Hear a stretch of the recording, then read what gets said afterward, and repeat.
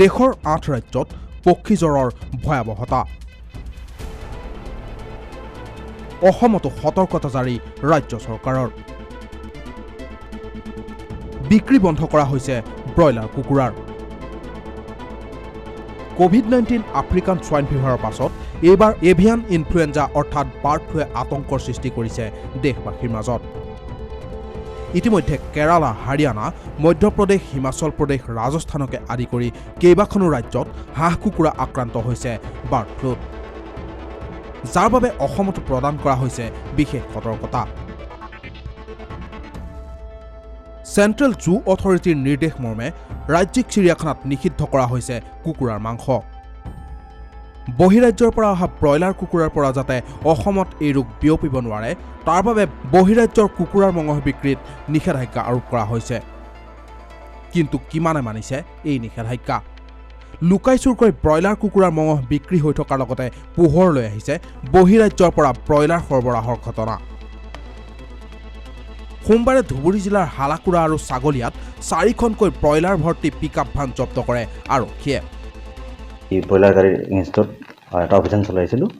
আমাৰ ছাগলীয়া আৰক্ষীয়ে 2খন গাড়ী জব্দ কৰিছে আৰু আমাৰ গলগঞ্জ থানা এলেকাৰে আমাৰ হালাকুৰা আউটপোষ্টৰ আৰক্ষীয়ে 6খন গাড়ী ব্ৰইলাৰ গাড়ী জব্দ কৰে আৰু এই গোটেই জব্দকৃত গাড়ীকেইখন আমাৰ ভেটেনাৰী অফিচাৰক যোগাযোগ কৰি তেওঁলোকক হেণ্ডঅভাৰ কৰা হয় আৰক্ষীয়ে জব্দ কৰা বাহনকেইখন পশু চিকিৎসা বিভাগক গতাই দিয়ে পৰৱৰ্তী সময়ত বিভাগে মুৰ্গীৰ স্বাব সংগ্ৰহ কৰি গাড়ীকেইখন পুনৰ উক্ত স্থানৰ পৰা পশ্চিমবংগলৈ উভতাই পঠায় আকৌ আগমনী থানাত এটা ধৰা পৰিছে গতিকে এতিয়া আমি ফাইন কাটি সিহঁতক এতিয়া বৰ্তমানলৈকে এইটো বেক কৰিছোঁ কিন্তু অদূৰ ভৱিষ্যত যদি আৰু আহে যেতিয়ালৈকে অৰ্ডাৰ বন্ধ থাকে তেতিয়াতো আৰু যদি খোলা হয় তেতিয়া বেলেগ কথা কিন্তু বন্ধ থকা পিৰিয়ডত আমি সোমাব নিদিওঁ এইটো প্ৰিকশ্যন মিছে যাতে আমাৰ ইয়াত লোকেল মুৰ্গী বহুত আছে বা সিহঁতক যাতে আমাৰ বেমাৰ এইটো মানে কৰিব কোনো যিহেতু কণ্টিজিয়াছ ডিজিজ গতিকে আমি এইটো ৰোধ কৰাৰ কাৰণে আমি চেষ্টা কৰি আছোঁ আমি আমাৰ ফিল্ড লেভেলৰ ডক্টৰবিলাকক আমি ইতিমধ্যে অৰ্ডাৰ জাৰি কৰিছোঁ যাতে সিহঁতে এইবিলাক ফাৰ্মবিলাক ভিজিট কৰি সিহঁতে কিবা বেমাৰ চেমাৰ থাকিলে এতিয়া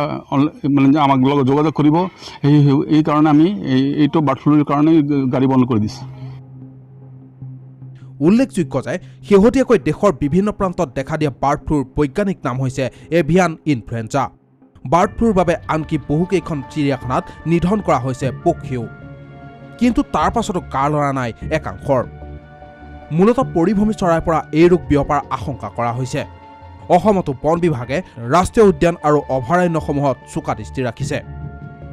কিন্তু এইদৰে বহিৰাজ্যৰ পৰা কুকুৰাৰ চালান অব্যাহত থাকিলে বাৰ্ড ফ্লু কিদৰে নিয়ন্ত্ৰণ হ'ব সেয়া চিন্তাৰ বিষয়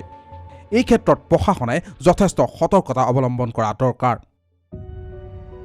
ধুবুৰীৰ পৰা চাহানুৰ ইছলামৰ ৰিপৰ্ট ইটিভি ভাৰত অসম